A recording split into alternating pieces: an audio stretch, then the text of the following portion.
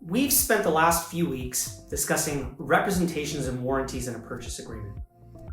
The natural next step is to talk about covenants. A covenant in your agreement is a promise to do something or not to do something without approval of the other party. Now, these promises might pertain to actions occurring prior to the close or after the close. So, what are pre-closing covenants? One could be to operate the company in the ordinary course of business. That might mean that you don't offer raises to all of your employees right before the close. A second could be to give the buyer notice if there's any material changes to the business. A third could be not to shop the company to any other buyers for a certain amount of time. Well, what about post-closing covenants? Perhaps one party needs help collecting funds from the other. The seller might retain accounts receivable that are collected by the buyer and need to be remitted back to the seller. Or perhaps clients are depositing money directly into the seller's account, and those need to be remitted back to the buyer. What if a company is only selling one business unit?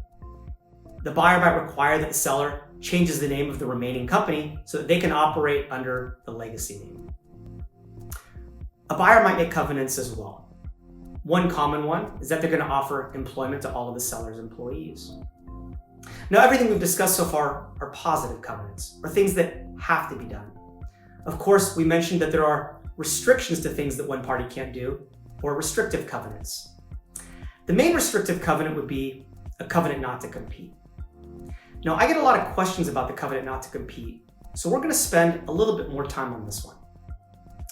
This restrictive covenant will typically define the scope of actions and provide a length of time that the seller can't perform them, as well as the geography where they can't perform them. Buyers obviously don't want the seller selling an asset and immediately taking back the employees or customers that they just purchased. But operating outside of the restrictions stated in the covenant are fair game. So for example, if a covenant not to compete lasts 5 years, after that period of time, a seller's free in all respects.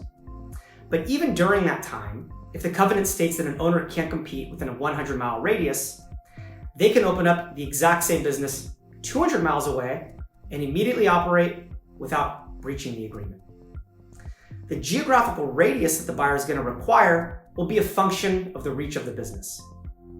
Whereas a McDonald's franchise buyer may only need a covenant to extend 2 miles, a nationwide company may limit a buyer from operating anywhere in the US.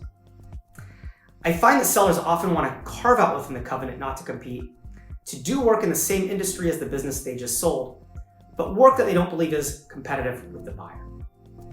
If it's truly not competitive, typically reasonable minds will prevail for languages that parties can all accept, but of course, the terms of the covenant are always subject to negotiation. Stay tuned for the next episode, coming to you soon. And if you have anything you'd like to learn about, please be sure to let us know.